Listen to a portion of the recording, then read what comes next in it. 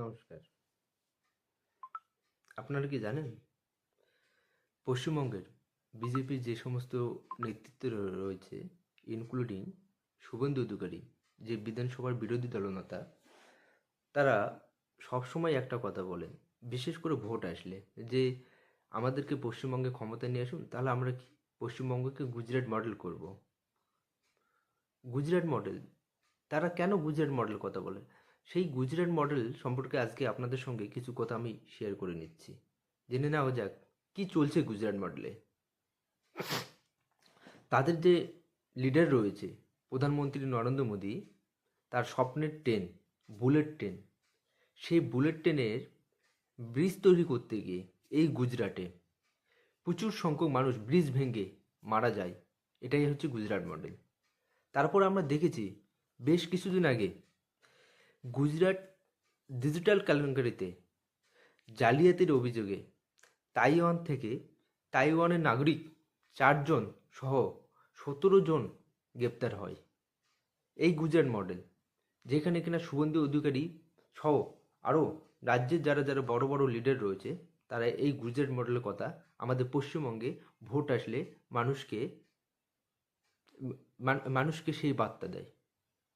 তারপর আমরা দেখেছি এই রিসেন্ট কিছুদিন আগে আমরা দেখলাম গুজরাটে, আমাদের যে গুজরাট সুরাট রয়েছে, সেই সুরাটে কোনো একটা হসপিটালে 70,000 টাকার বিনিময়ে এমবিবিএস সার্টিফিকেট পাওয়া যাচ্ছে।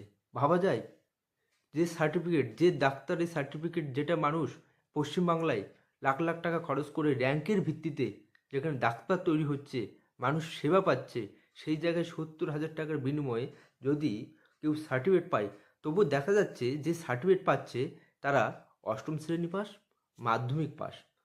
তা অষ্টম শ্রেণী পাস, মাধ্যমিক পাস, টাকার বিনিময়ে কেউ যদি সার্টিফিকেট পায়, তারা যদি ডাক্তার হয়, ডাক্তার হওয়ার পর তারা যদি আমাদেরকে যদি ট্রিটমেন্ট করতে আসে, তাহলে আমাদের কি অবস্থা হতে পারে?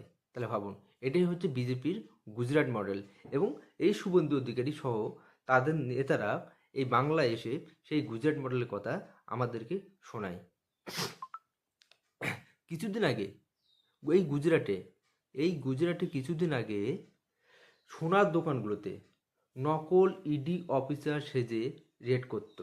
আমরা দেখেছি, আপনারা দেখবেন যে একটা হিন্দি সিনেমা রয়েছে স্পেশাল 26, যেখানে নকল ইডি সিবিআই অফিসার সেজে সোনার দোকান, বড় বড় কারখানাগুলোতে রেড করা হতো।